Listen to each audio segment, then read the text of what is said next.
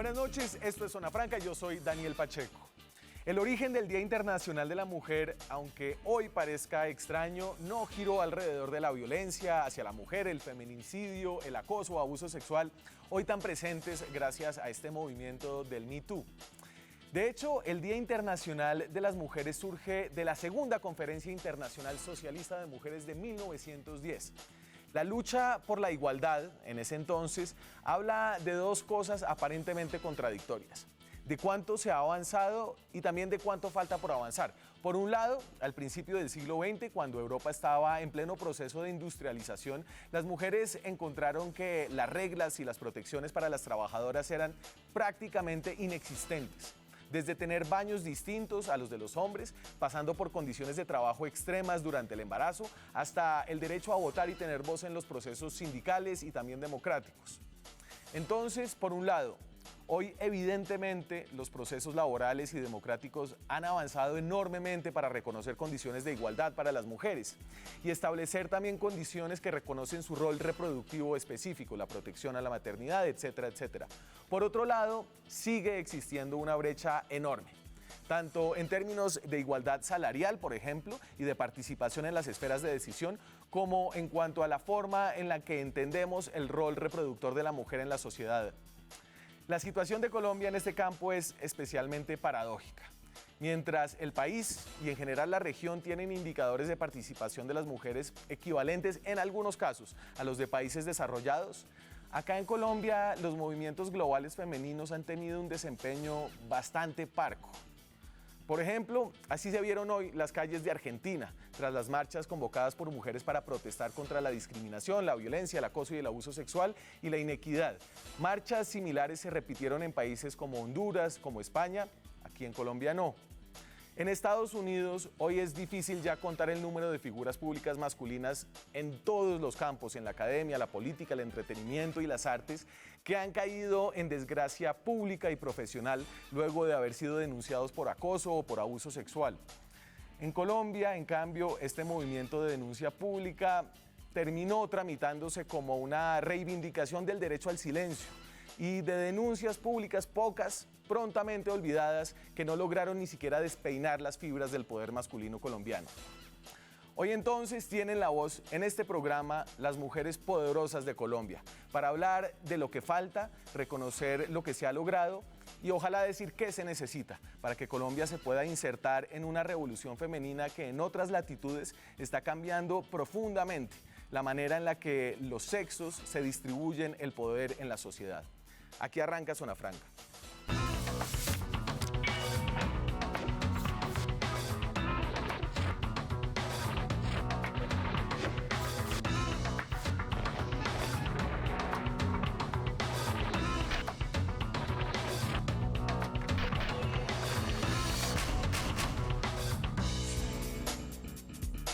Tres mujeres poderosas para hablar en el Día Internacional de la Mujer. Nos acompaña esta noche la senadora del Partido Liberal, Sofía Gaviria, candidata a volver a hacerlo. ¿Qué tal, Sofía? ¿Qué hay, Daniel? Muy a gusto de estar otra vez aquí en este programa. Nos acompaña también la representante del Partido Verde, candidata al Senado del Partido Verde, Angélica Lozano. Un gusto estar acá, soy la 10 del Verde al Senado, como James en la selección. Y Susana Mohammad, Susana es candidata al Senado por la lista de Decentes, fue secretaria de Ambiente de Bogotá durante la administración de Gustavo Petro. ¿Qué tal, Susana? Hola, ¿cómo están? Buenas noches a todos. Ustedes son mujeres poderosas, hoy son poderosas y tal vez después del domingo serán de nuevo igualmente poderosas o más. Y quiero empezar este programa preguntándoles cuál es la diferencia entre lo que pasa en Colombia y lo que pasa en otros países cercanos de la región. Esto es lo que sucedió hoy en Argentina, en la capital, en Buenos Aires. Marchas similares se dieron alrededor del mundo. Mire eso. Impresionante, ahorita estaba viendo el Clarín de Argentina, es la noticia principal. Siguen afuera en las calles, parecen miles, cientos de miles. En España dicen que salieron 5 millones de personas. Y en Colombia, en cambio, el Día de la Mujer aquí en la Macarena es el día de los restaurantes. Dicen que los hoteles, los moteles están a reventar en el Día de la Mujer. ¿Por qué? ¿Qué es lo que pasa en este país, Sofía? No, digamos, yo creo que las argentinas y las españolas nos llevan mucha ventaja en la reivindicación de los derechos de las mujeres y sobre todo en la formación del cuerpo de solidaridad que debemos tener las mujeres entre nosotros.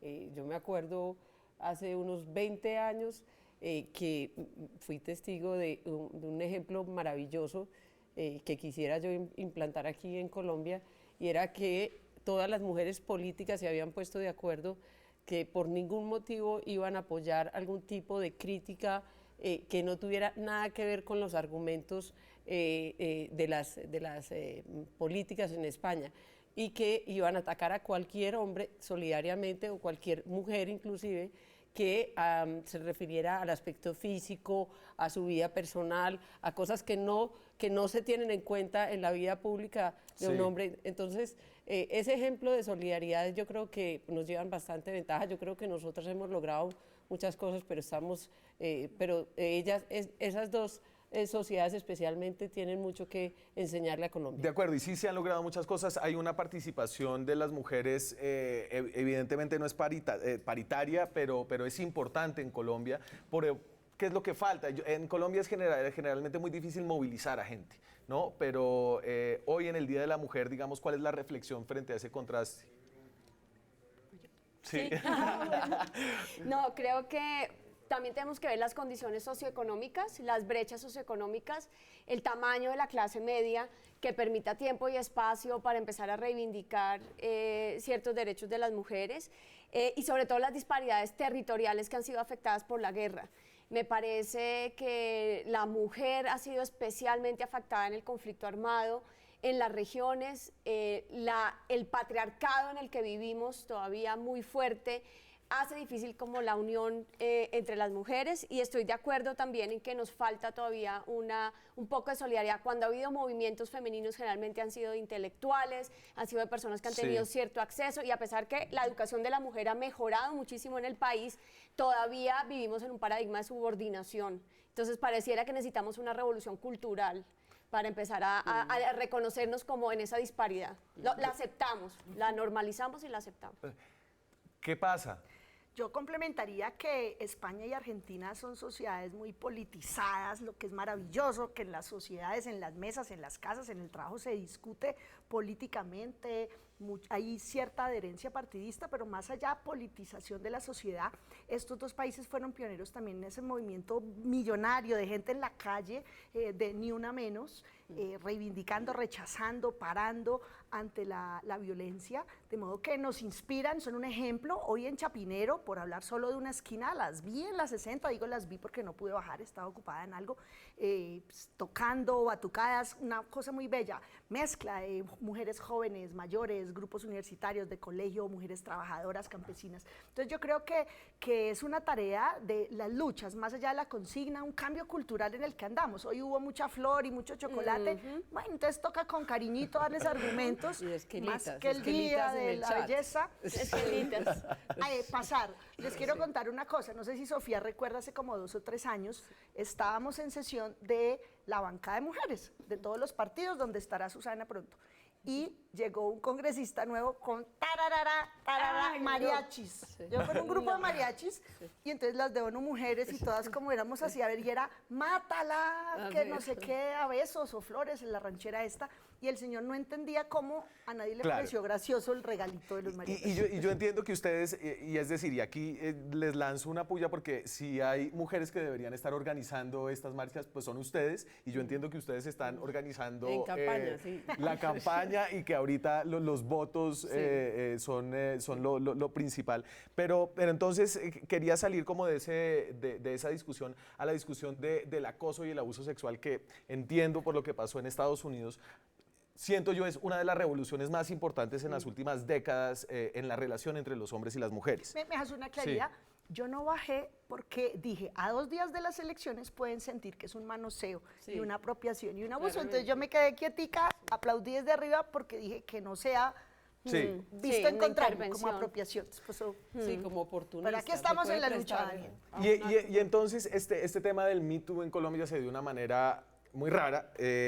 Arrancó, digamos, contra la figura pública más importante de la política colombiana, que es el senador Álvaro Uribe, con una denuncia, digamos que tácita, que hizo la periodista Claudia Morales, señalándolo sin nombrarlo, pero dando las pistas necesarias para saber que estaba hablando de él, de una violación hace años. Eso se quedó ahí y digamos que se quedó ahí porque no hubo una denuncia abierta. Sin embargo, eso dio pie para una respuesta que sale en una columna que hace la senadora Paloma Valencia del Centro Democrático, que también sin nombrarlo hablaba de una experiencia que había sufrido su madre, de una experiencia de acoso sexual.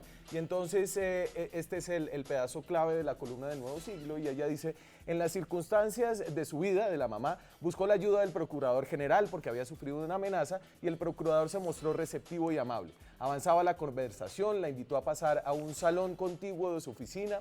Había, me dijo, un sofá amplio, como una cama. Le ofreció un trago, ella lo rechazó, le dijo que le ayudaría, le puso la mano sobre la pierna y trató de acariciarla. Ella se puso de pie, asustada y perpleja, dijo que ya no necesitaba que el procurador la defendiera. Se fue. Por supuesto, ni el procurador la defendió, ni nadie la defendió del procurador. Y en esta columna da unas señales de quién podría ser esa persona. Dice que vio la foto de su hija y de los procuradores pasados. Eso encajaba con una figura que fue, digamos que sacada a la luz pública ya con una denuncia explícita que hizo la también periodista Claudia Julieta Duque en un tuit, y que le ponía cara a esta persona presuntamente culpable de acoso sexual, sino abuso.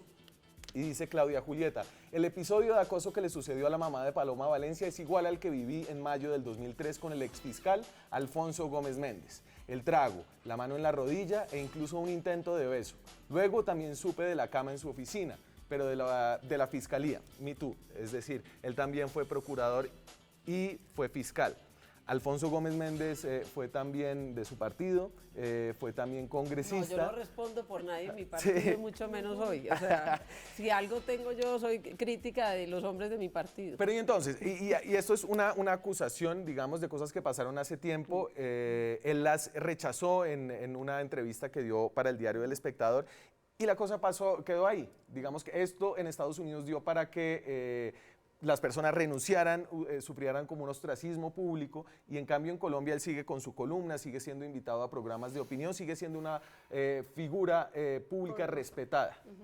Sí, Daniel, aquí no renuncia nada por nada. O sea, ni siquiera porque se mueran los niños de hambre, ni siquiera porque se demuestre que un ministro dice mentiras claramente.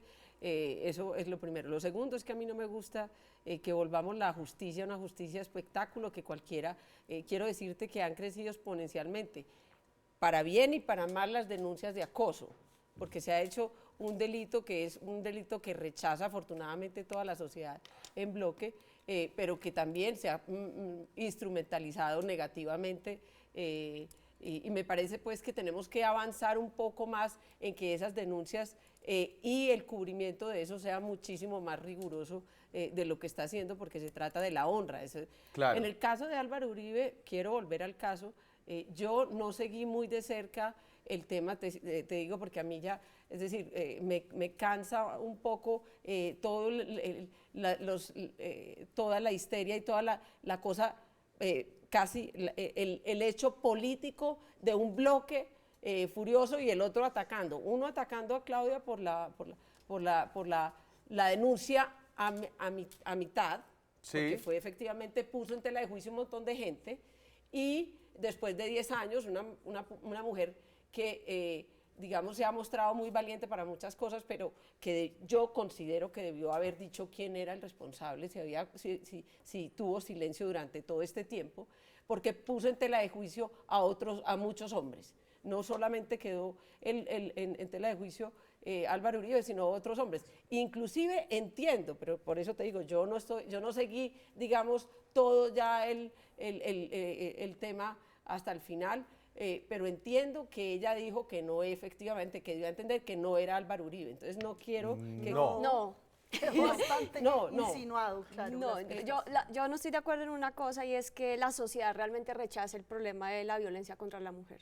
La sociedad no rechaza la violencia contra la mujer y por eso la mujer no se siente respaldada y la carga de la prueba siempre queda en la mujer. No. Entonces, yo entiendo la posición de Claudia y si se está enfrentando a un hombre poderoso, la va a mirar todo el país, la va a estigmatizar, la van a poner como una mentirosa. No, la carga de la prueba siempre queda en la persona que hace la denuncia y en los entes pero judiciales. Socialmente, la mujer que es la víctima, queda con la carga de la prueba, queda con el estigma social asociado y la primera pregunta, por ejemplo, lo que pasa es que yo sí espero ¿por qué ella no dice? Una actitud más valiente, completa, no, pero de una mujer que tiene, o sea, de una periodista que tiene toda la seguridad y que tiene toda la tranquilidad y que después de 10 años hace la revisión. Angélica. A mí me da mucha pena, pero yo sí creo que uno no puede poner en tela de juicio el buen nombre de 5 o 6 personas. Déjanos participar. Romper el silencio es muy difícil, muy duro, porque hay todo un esquema de complejidad ante la justicia, alta impunidad, revictimización, desde el portero cuando se llega a poner pero esa con una faldita, quién sabe por qué no, se lo buscona, dónde andaba. No, eso es distinto. No, pero eso es lo que afrontan todas las mujeres que nos están viendo, sí, digamos, el aparato, Sofía, no solo el aparato judicial para investigar y tramitar estos temas funcionan lento, funcionan mal. Por ejemplo, las pruebas de abuso sexual tienen que ser tomadas técnicamente por medicina legal en un lapso muy breve. El caso de Claudia Morales, romper el silencio es difícil. El lugar más peligroso para las mujeres y los niños en nuestro país es la propia casa, distinto a lo que le sucedió a ella. Hay unas relaciones de poder, que el papá, que el abuelo, que el tío. Romper el silencio es difícil. Y yo coincido con Susana, de palabra condenamos la violencia contra las mujeres, pero cuando empiezan los casos y los procesos, esto cayó en el vacío, Daniel, por el poder. Y aquí ya se rompió el silencio de alguna manera y saliéndonos del caso de Uribe, porque de nuevo es muy difícil porque no hay una acusación, es decir, no hay una acusación formal, abierta y directa, ni siquiera frente a la opinión, porque entonces es uno poniendo las piezas y si pone las piezas casa bastante bien, digamos, ¿no? Pero en el caso de Alfonso Gómez Méndez, de Claudia Julieta Duque, el señor sigue con su columna en el tiempo. Y no se retomó, no cogió vuelo la polémica. Y también, o sea, ¿qué siente una mujer cuando entra en un proceso de abuso sexual? Esa mujer sale de ese proceso, sea un acoso leve, sea una violación, esa mujer, y eso nos lo explicaban en los cursos de derechos humanos, sale a la calle y se siente desnuda. Es como si todos los ojos del mundo la estuvieran viendo. El siguiente síntoma, se siente culpable. Como tenemos internalizado el poder del hombre sobre nosotras, sentimos que la culpa fue nuestra, que algo hicimos mal para que nos pasara a nosotros. Llegar al punto de poder denunciar lleva un proceso de tiempo. Y ahora, cuando ya ha pasado ese tiempo y no necesariamente tú tienes las pruebas y te estás enfrentando a un hombre poderoso, la que puede terminar en un problema de estigmatización, casi de exilio de este país, entonces a eso es lo que tenemos que comprender. Yo quiero ver el futuro laboral de Claudia cuando quiera volver a ejercer. Pero yo quiero ver quién la va a pero contratar. entonces empecemos a hablar de temas es decir, y de coherencia en la posición.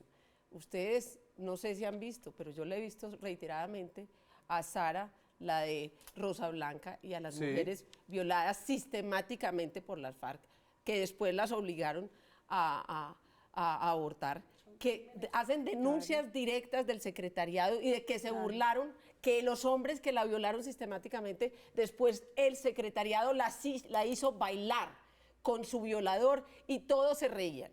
Y esas personas se van a sentar en el Senado con nosotros. Entonces, es decir, ahí no hay nada que evaluar. Ahí qué vamos a hacer. Ahí qué van a hacer. Pero ahí al menos hay un proceso. De la lista de decentes y qué me dices tú de la lista de los verdes. Apoyo el rechazo, Angélica, el rechazo. Rechazo, condena y apoyo. Yo apoyo a la Fundación Rosa Blanca, a la JEP. Tienen que ir a la Justicia Especial para la Paz del secretariado o militante raso, tienen que pagar si somos coherentes, y responder. Yo quiero ver tweets diciendo que no pueden entrar al Congreso. La justicia no es de tweets, Sofía. O sea, la justicia es la JEP, que un magistrado les quite la curul. Esa es la justicia. O sea, pero quiero más coherencia de los sectores de izquierda. Dices que no quieres justicia especial. Y entonces, espérense, a ver, si ahí hay una falta de coherencia. Sí, claro, porque ¿cuál es la falta de coherencia? El tema es el siguiente. Hay un proceso jurídico que se debe surtir. El patriarcado No, pero y el entonces abuso van a- no tiene pero color si están político. pidiendo que se denuncie. Entonces, O sea, al Espérese, igual, Sofía. pero exactamente, entonces, Aquí hay las den- mujeres tienen, o sea, ¿qué es lo que necesitamos hacer? Las mujeres tienen que poder denunciar, necesitan el respaldo de las instituciones y las rutas para que no vuelvan a ser revictimizadas. El patriarcado y el abuso no tiene color político y es tan condenable si pasa por el poder de la derecha, de la izquierda, de las FARC, de los paramilitares, Igual. del ejército, Por porque en supuesto, todas por las supuesto. regiones, o sea, el cuerpo de las mujeres fue un instrumento de la guerra de este y país aquí- por parte de todos los ejércitos. Y necesitamos que más verdades se sepan en ese conflicto. procesen. Yo y me se tengo procesen que de ir acuerdo a en la, eso. a la pausa. Cuando regresemos, hablamos de las dificultades que tienen las mujeres al denunciar y quedaron al desnudo en la opinión que dio la Procuraduría a propósito del caso del ex defensor del pueblo Otálora por un caso de acoso sexual, donde se desestiman un tipo de pruebas que pueden ser cruciales a la hora de hacer estas denuncias. Ya regresamos. Seguimos en Zona Franca, son las 9:24 de la noche, estamos en directo desde Bogotá, pueden opinar a través del hashtag francamente en Twitter. Y hablábamos de lo difícil que es hacer una denuncia de acoso o abuso sexual y que eso queda un poco en evidencia en la forma en la que las autoridades toman las pruebas de estas denuncias. Esto es lo que dice la Procuraduría en el caso de acoso sexual que se entabló contra el exdefensor del pueblo Otálora. Y aquí saco mis super gafas y leo.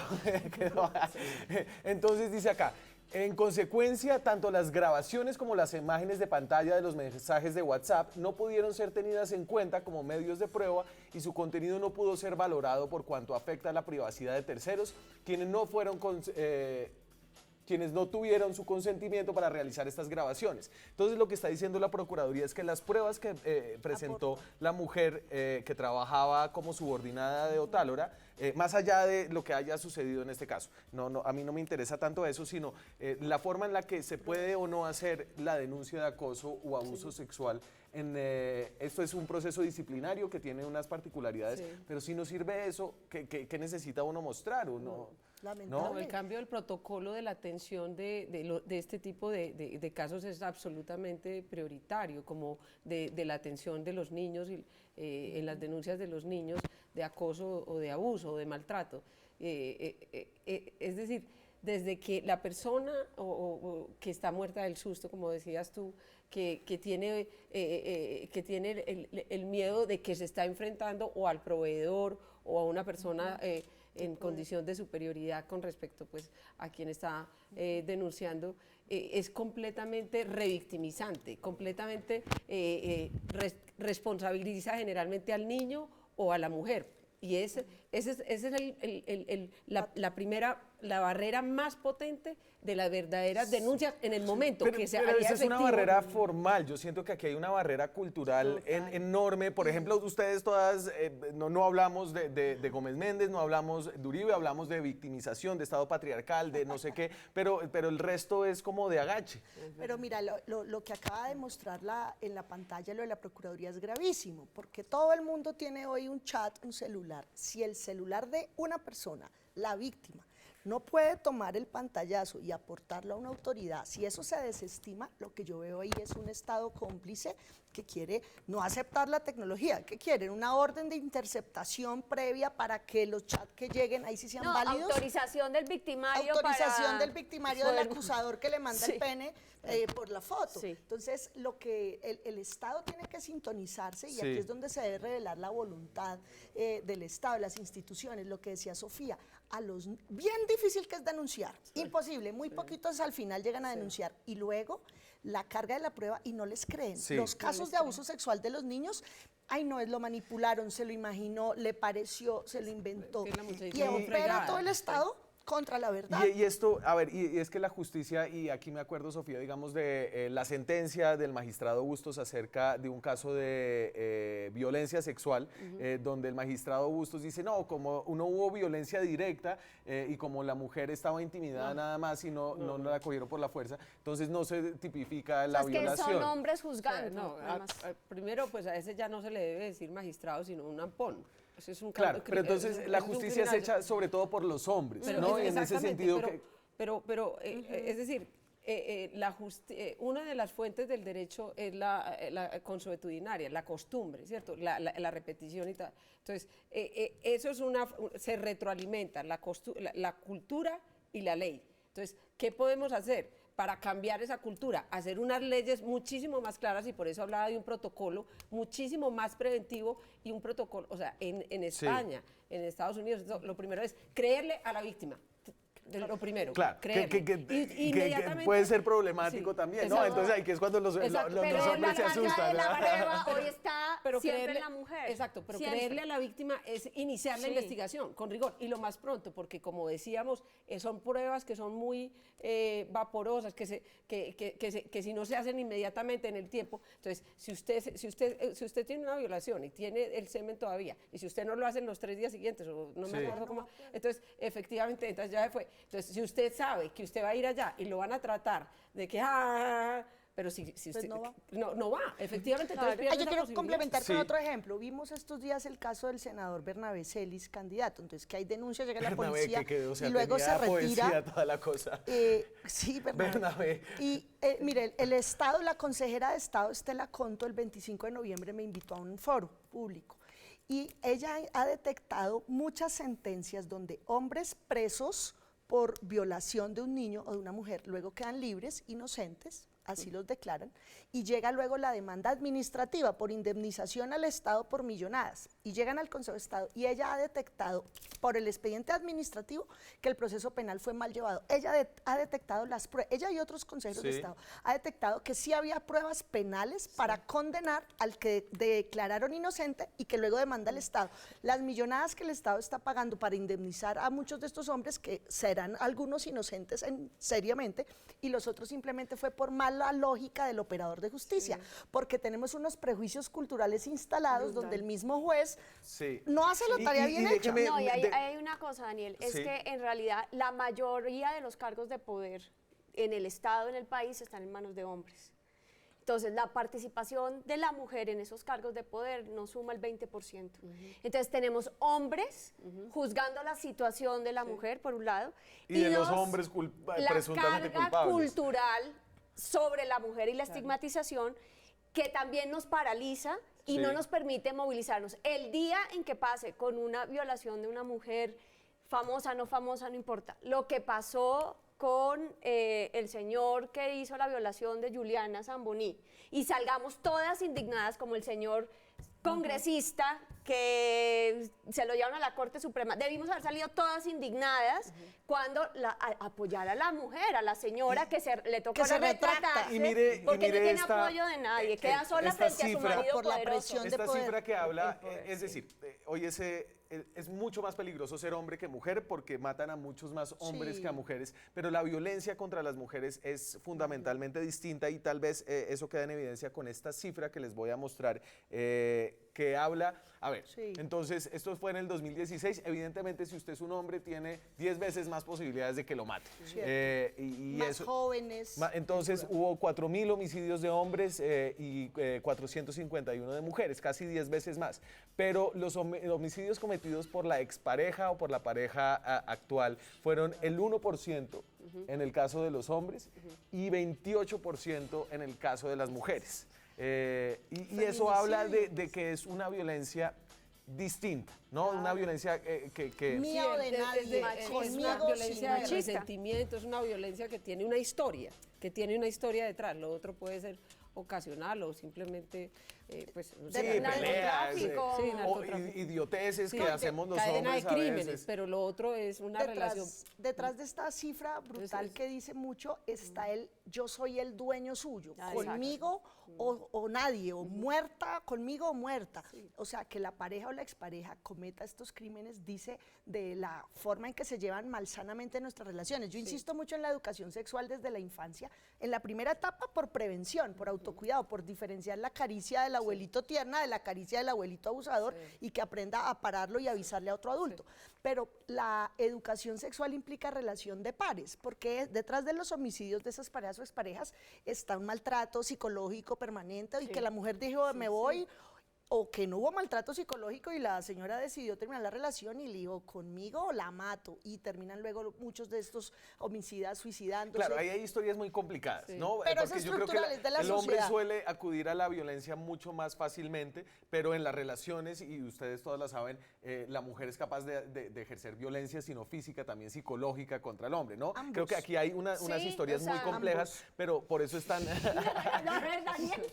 No, no, la violencia está inserta en nuestra sociedad Es otro culturalmente. problema. Hay una Sí. dominación por una tradición machista y patriarcal de este país, Y que la- además viene, lo quiero decir, no lo iba a decir, pero lo voy a decir, también viene de una cultura católica, no digo hoy en día, pero una cultura católica profundamente machista, en donde por muchas décadas se metió casi en nuestro gen cultural que las mujeres eran para la casa, que las mujeres eran para los hijos, que la mujer era para la familia, que la mujer era la virgen, que la mujer era la que tenía que seguir un modelo de mujer X, Y, Z, y si no lo seguía, era una desterrada, una loca, bueno, un estigma.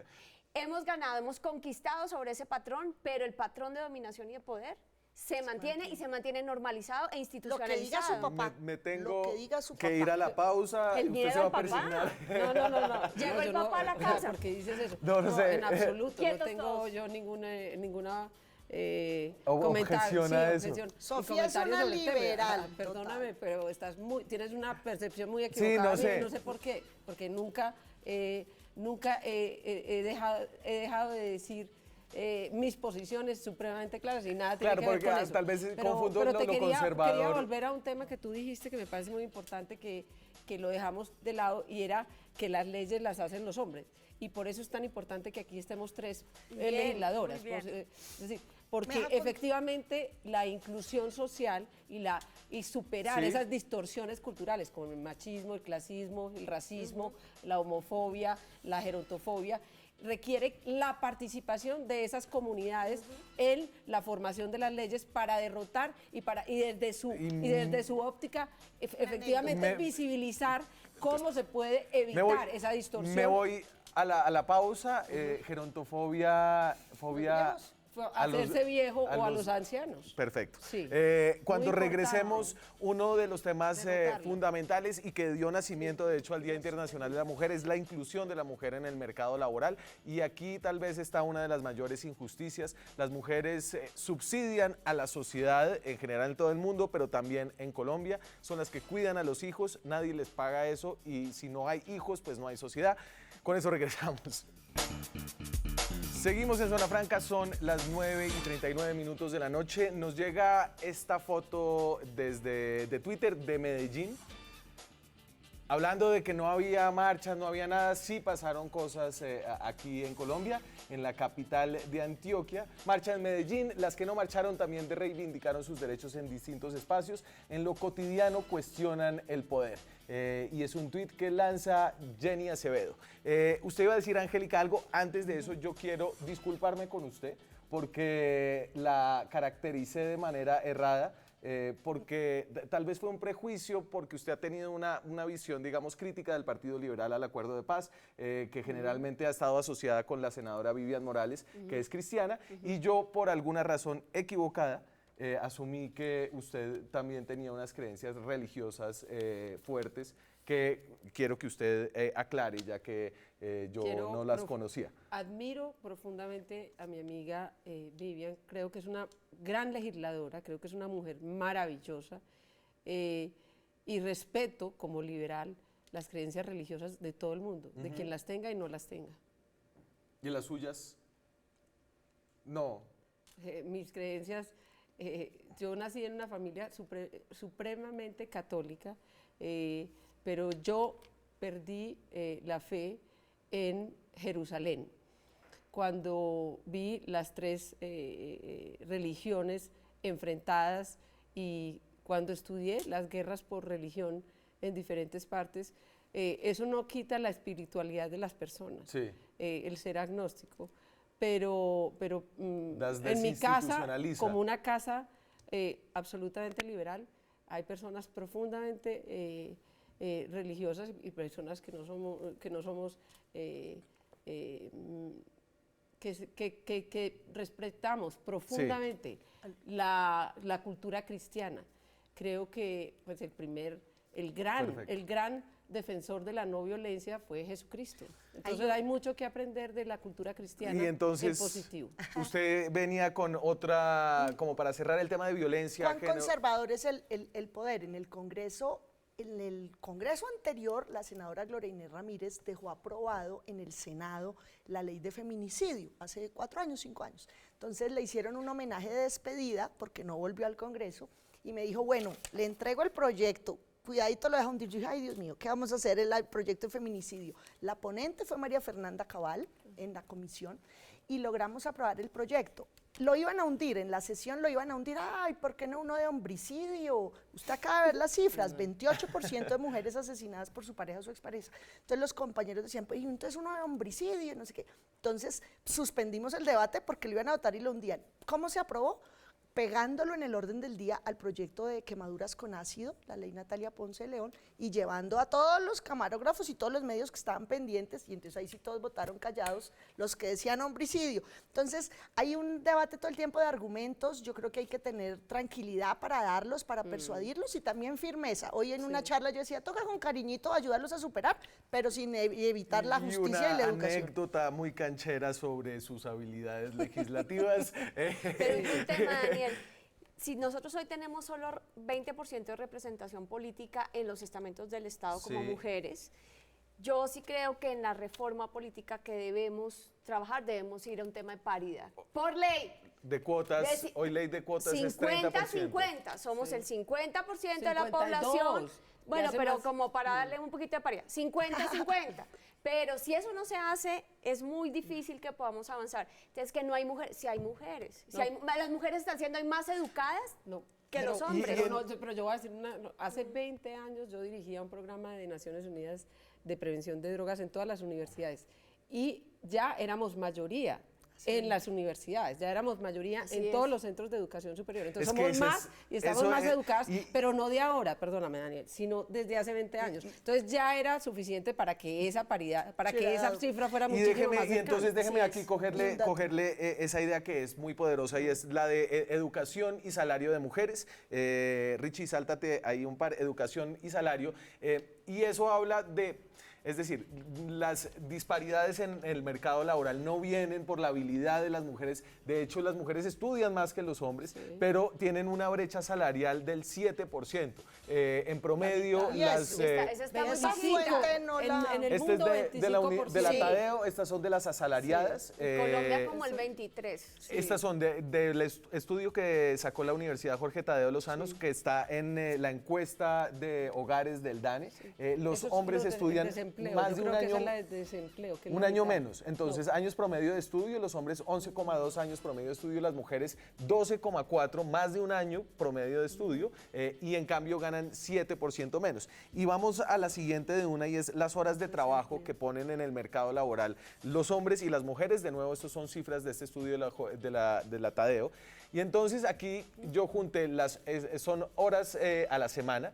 Entonces, las mujeres asalariadas trabajan menos que los hombres en sus trabajos formales, 45 horas versus 50 horas. Ahí hay un pequeño error. Entonces, son 8 horas que ponen los hombres de trabajo de la semana. labor de cuidado y son 60. Disculpas ahí por el error en la digitación. Entonces, las mujeres trabajan 20 horas en trabajo de cuidado, los hombres 8 horas en trabajo de cuidado. Las mujeres en total trabajan más, Mucho más. sin reconocimiento salarial. Quiero decir algo ahí, la economía del cuidado, para que dimensionemos el trabajo no remunerado que hacen las mamás, las mujeres, las que cuidan los hijos, los papás, los abuelos, las personas con discapacidad, si se les pagara, equivaldría al 19% de la economía. Es decir, cuesta más el trabajo que no se le paga a las mujeres que el que produce la industria, que el que produce el sector financiero, que son magos para generar utilidades a costa de la gente. hemos avanzado en medirlo, en la cantidad de horas, pero ¿qué pasa con la mujer que no trabaja, que no sale a trabajar por un sueldo, sino que se queda en las labores del hogar, que queda dependiente con todo lo que eso implica en autoestima, que no cotiza a su seguridad social, que no está en un desarrollo profesional, y estas mujeres pintan una vejez de mayor precariedad, pobreza? A los datos que dabas, las mujeres viven mayor desempleo y mayor informalidad. Entonces el reto que tenemos es no solo equilibrar los salarios, que hay una brecha, sobre todo en el sector privado, sino de inserción en el mundo laboral, que ahí vienen los efectos perversos de algo que hablamos una vez en este programa, porque en las entrevistas sutilmente, esta está como en los 30, ¿qué horas va a salir embarazada? Claro. Y chinos, y va a pedir permiso. Y es el tema de la reforma que se hizo ampliando las semanas de maternidad y que suena como una muy buena idea para las mujeres en edad reproductiva, pero que finalmente cuando llegan frente a su empleador y el tipo se pone a pensar, a esta le tengo que dar, ahora son 14 semanas en vez de 10 o 12 eran anteriormente. Entonces, ahí ustedes estarían de acuerdo. Eran 8 y ahora son 4 meses y medio. Ustedes estarían de acuerdo en poner, digamos, una ley de paternidad, es decir, para subir la barra. Eso es lo que transforma. Todas esas leyes que de alguna forma le entregan la responsabilidad del cuidado de los hijos a la mujer, lo que están es reforzando la idea machista de que las mujeres son las responsables, y además le quita la oportunidad a los padres a desarrollar esa faceta maravillosa que es la paternidad. Entonces, sí, yo viví, por ejemplo, en Holanda, en donde hay una paridad de 1 año de licencia de maternidad para hombres y mujeres. Y los hombres rotan con la mujer, entonces ella va y trabaja unas horas, luego él viene y trabaja otras horas. Todo el mundo entiende en el trabajo, porque los niños son muy importantes en la sociedad. Ningún jefe le va a decir, ay, me tengo que ir temprano al niño. Yo recuerdo reuniones que se paraban en la oficina, que a uno como colombiano le sorprendía, porque el señor del jefe decía, tengo que ir a recoger a mi niño a la clase de no sé qué. Y yo decía, ¿se va para la reunión de trabajo por eso? Sí, o sea, eso es más importante en la sociedad que el tema laboral. Y todo el mundo era eficiente, la economía funciona, no pasa nada. Tiene un efecto virtuoso lo que han descrito Sofía y Susana, es que los hombres, al asumir la paternidad responsable, jugados, cuidando, los cariñitos, el aseo, el cuidado, hace que crezca una relación de cercanía que va rompiendo eso de la mujer la que cuida, el papá el que lleva el billete, y eso es lo que transforma la sociedad. Ese pelado niño o niña va a crecer con otro chip. Me tengo que ir a la pausa. Nos queda el tema clave de la participación de las mujeres en la política, en las esferas de poder. Hay unas leyes que reglamentan esta participación del 30% al menos de las listas. Las candidatas tienen que ser el 30%. ¿Funciona o no funciona? ¿Se debería ampliar? Ya lo empezamos a tocar. La hizo Vivian Morales para hacerle justicia. Doble justicia, ya vuelvo. Seguimos en Zona Franca, nos quedan 7 minutos de programa, son las 9:53. Hablando de política, y ahorita entramos al tema de la política y la participación de las mujeres. En nuestro cubrimiento de elecciones, Angélica Casallas se puso a investigar cómo funcionaban esto de las entrevistas de los pequeños medios de comunicación en épocas electorales con los políticos, y esto fue lo que encontró.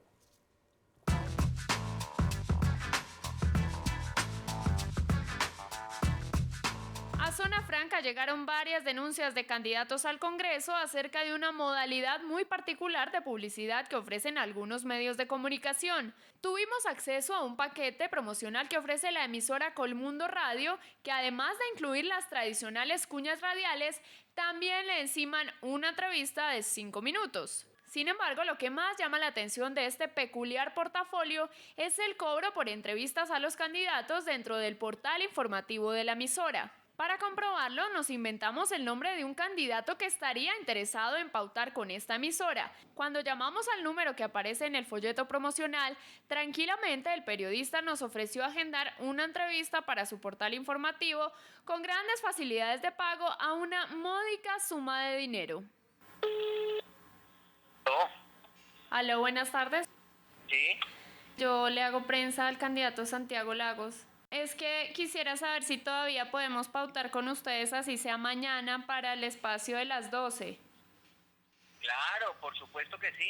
¿Qué precio tendría? Una entrevista vale 375.000. Sí, señor. ¿Y de cuánto tiempo es, perdón? minutos. Es de 7, pero yo le doy los 10 minutos. ¿Cómo hacemos para el pago? ¿Cómo es la cosa? Cuando mañana vaya a la entrevista, me la paga. Bueno, perfecto. Entonces voy a hablar con él y le comunico, ¿listo? Vale, listo.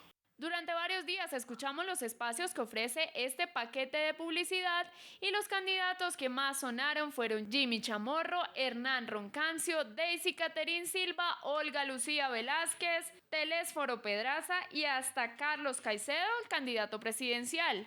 ¿Será que la payola ahora se pasó también al ámbito electoral?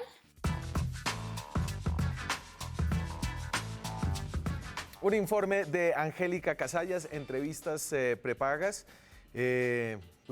Haber sabido. Se acabó esto, le perdieron el... No, a ver, volvamos y para a ustedes les ¿Me tocó... deja contarle algo? Sí. El día de la inscripción en Corferias, el 11 de diciembre, que todos fuimos, inscribimos y no sé qué, incluso con la familia, yo hago fórmula en Bogotá con Juanita Gobertus. Yo soy la 10, ella la 110.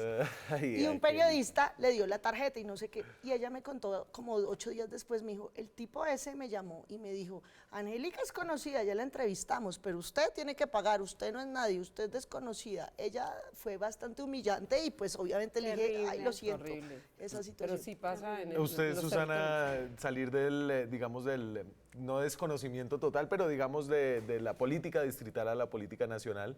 No sé si he salido de la política distrital a nacional, primer tema, pero yo no tengo plata en mi campaña, entonces estamos abiertos a que nos llamen y afortunadamente nos han llamado, entonces chévere. Bien. Es duro, ¿no? En esta época se ve de todo. Sí, pero digamos, yo tengo ya, como Angélica, también la ventaja de que soy una figura nacional y entonces pues nos invitan los medios sin tener que hacer muchos esfuerzos. Y yo creo que eso es marginal, Daniel, Sí. yo creo. Sí. Además, varios medios se han inventado formatos, usted tiene hoy aquí gente pluralista, un canal grande se inventó un modo en que todo el mundo graba su videíto, lo de RCN Sí, el reto electoral, muy bueno. porque es que estas Muy elecciones bueno. son muy difíciles de cubrir Claro, porque las listas somos 1000. abiertas Son hay una muchísimas dispersión personas, total, sí. no son mil partiditos, ¿no? sí. Cada una, cada 1.500 Sí, como 2.000 a Senado y 2.000 a Cámara. Candidatos, sí. Y la cosa en la proporción entre listas, la cantidad de personas que se candidatizan y la cantidad que son elegidas ha funcionado, ha cambiado, pero tal vez todavía no es suficiente lo de listas versus elegidas. Entonces, en la lista del 2014 se presentaron 750 candidatas para el Congreso de la República y fueron elegidas 52, es decir, 19%. Para el 2018 esperamos que esa cifra aumente. Hay 945 candidatas en las listas de Congreso y Senado. Vamos a ver si baja, sube. Yo sé que ¿usted qué dice? No creo. Digamos, tengo sobre Senado un paneo y de Senado no va a subir la participación de las mujeres. Puede caer Cámara, no alcanzo a opinar porque es nacional, regional. Acuérdese que entraron más mujeres senadoras porque la lista era cerrada la del Centro Democrático. y Uribe puso como 5 mujeres en las primeras 15, no, 7 mujeres. Entonces, eso alzó, Subió. digamos, o si no hubiera sido patético. En el Polo no hay mujeres, en el Verdes hay una, en el Partido Liberal éramos 3, en la U2, Mira no estuvo, en la U2, Mira tenía 2. A Mira lo Exacto. robaron. Lo robaron, sí. En la U2, en el Partido Conservador, esas sí son las grandes electoras, había 3 o Las 4. que más votos sacan. Y para terminar hablando de robos y para hablar de un robo al menos intelectual de un señor de Cambio Radical, esto es Enredados.